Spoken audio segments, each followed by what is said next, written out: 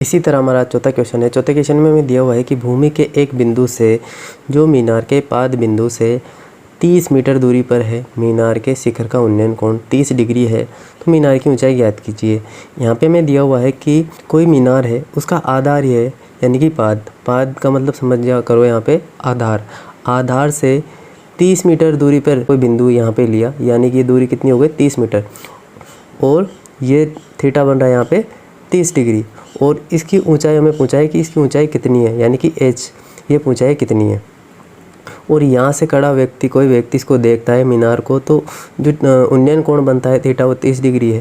तो ये h यानी कि ए बी हमें पूछा है, बी सी हमें दिया हुआ है, थीटा भी हमें दिया हुआ है। तो जो दिया हुआ है उसको फटाफट से आप लिख लेते हैं। हमें दिया है कोण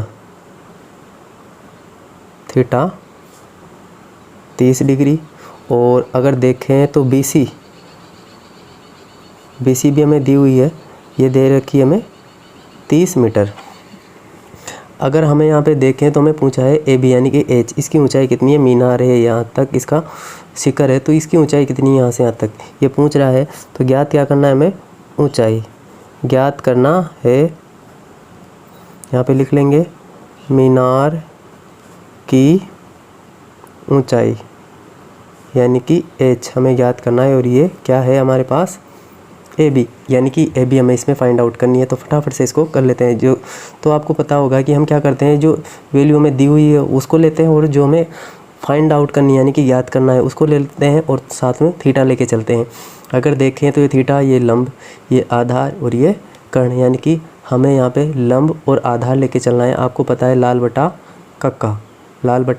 कक्का, लंब और आधार किसकी रेशियो होता है, tan का।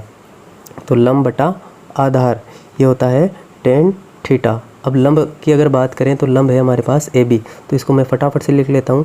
हमारे पास है लंब ए बी, आधार है हमारे पास बी सी, और tan थीटा की जगह है 30 डिग्री। अगर यहाँ पे मैं देखूँ तो यहाँ पे ए बी की वैल्यू हमारे पास h है, तो यहाँ पे h लेके चलते हैं h, और बी सी की वैल्यू हमारे पास है यहाँ पे, अगर देखूँ तो बी सी हमारे पास है 30 मीटर, तो 30 tan 30 की वैल्यू आपको पता है, tan 30 की वैल्यू मैं डायरेक्ट लिख लेता हूँ कि tan 30 की वैल्यू होती है 1/√3।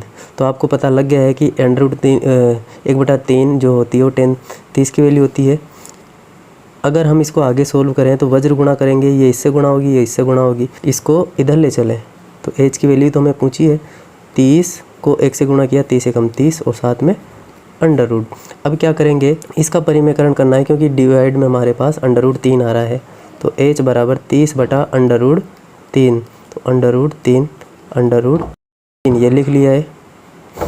अगर यहाँ पे देखें तो यहाँ पे 30/√3, और ये डिवाइड में हमारे पास बच रहा है, इसको सोल्व किया तो 3, इसको हमने आगे सोल्व किया तो ये 10/√3 मीटर, या इससे कट रहा है, यानी कि इस मीनार की ऊंचाई हमारे पास आ गई है 10/√3 मीटर। तो 10/√3 हमारे पास मीनार की ऊंचाई आ चुकी है 10/√3 मीटर। तो फटाफट से इसको नोट कर लीजिए।